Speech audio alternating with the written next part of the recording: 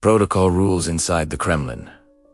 How were leaders protected? This documentary is based on historical records, security structures, and documented protection systems used within centralized political power environments. When history discusses power, attention usually focuses on leaders, speeches, and decisions. But power has another dimension: protection. Behind every visible authority stands an invisible system designed to preserve continuity, control risk, and ensure stability. Inside the Kremlin, protection was not simply security. It was structure.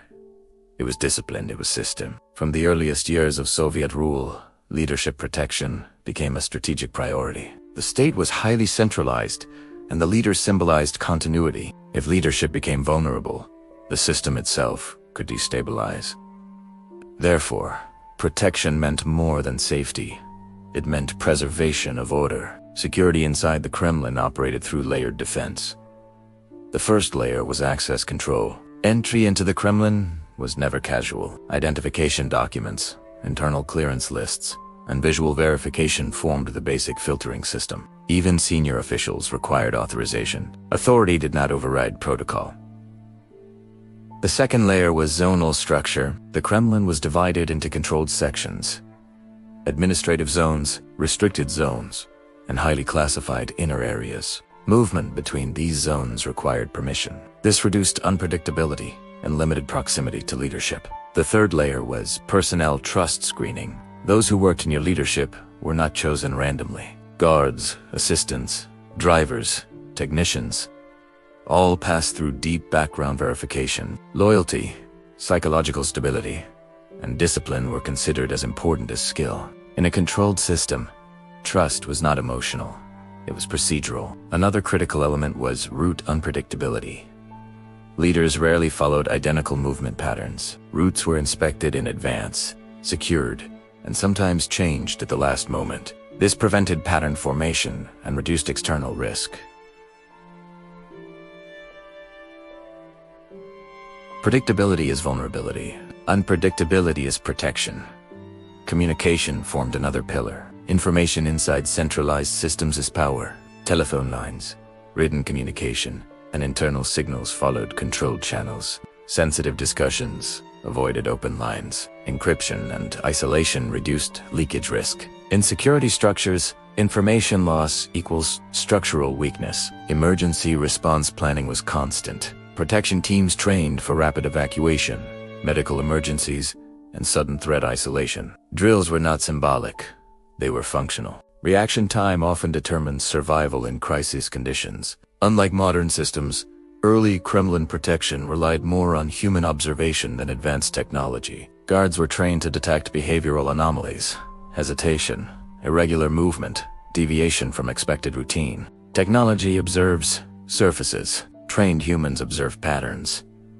But no system is perfect. History shows that protection systems evolve through detected weaknesses. Incident, even minor, triggered stricter control, tighter coordination, and procedural refinement.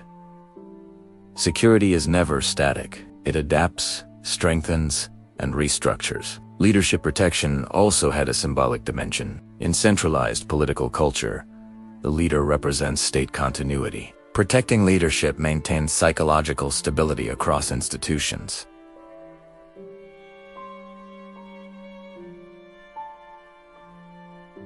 Stability reduces uncertainty. Uncertainty increases risk. However, the most decisive factor remained human discipline.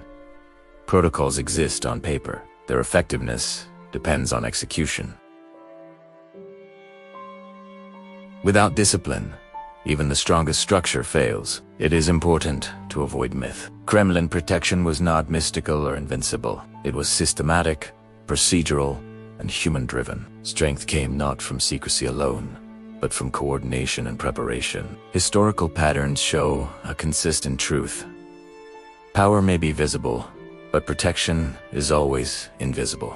To understand this system deeper, one must examine daily operational logic. Protection was not only about crisis moments, it was about preventing crisis from emerging. Prevention is quieter than reaction, but far more powerful. Every meeting followed clearance.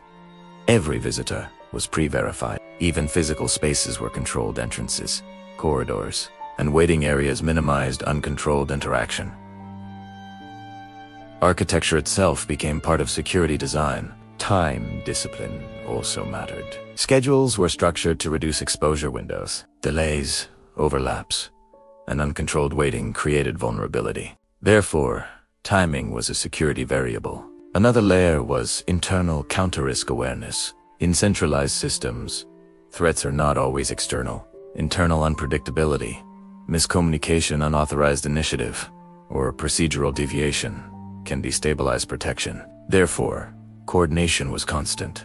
Psychological stability of protection personnel was monitored. Stress, fatigue, and distraction weakened perception. Regular rotation and controlled workload preserved alertness.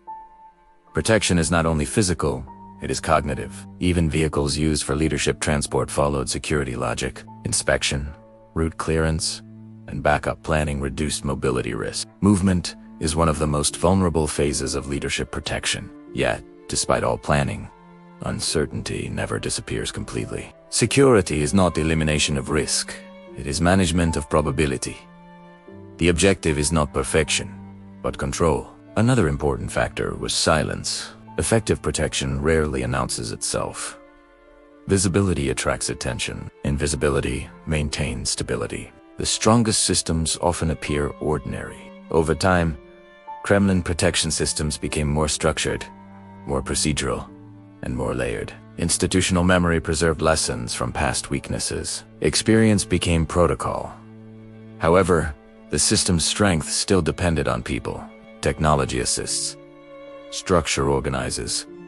But humans execute. Discipline, awareness, and responsibility formed the invisible shield behind visible authority. This analysis does not exaggerate. It does not.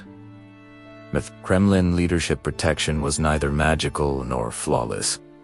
It was structured, adaptive, and human. History teaches a consistent principle. When systems stand, it is because unseen structures hold them. And within those unseen structures, protection is the quiet force that sustains power. Subscribe to our YouTube channel. And don't forget to click the bell icon to stay notified.